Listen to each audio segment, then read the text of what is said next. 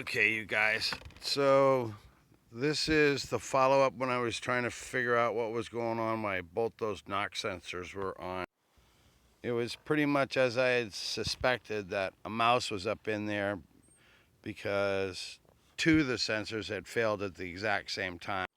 And while it is possible, seemed pretty unlikely to me. So this was the diagnosis and what we went for. And as you can see, there's been quite a bit of chewing going on underneath of there. So there's more pictures coming right next. This is an entire section of wire that the mouse had chewed through all the way. It was just laying on top of the manifold. And of course, you know, the mouse chews it so close to the end of the connectors that we got to take and splice and solder wire in. If you look right straight back there, that's the last of the cactus that the mouse had pulled up in there for his nest.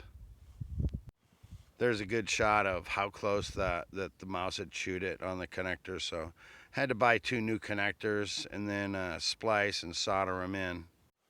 We got it pretty much cleaned up here, waiting on some parts. So we cleaned the intake. Figured we had it this far apart, we were gonna replace the intake manifold gasket since it was there. But here it is, like the new wire looms in it and the new connectors.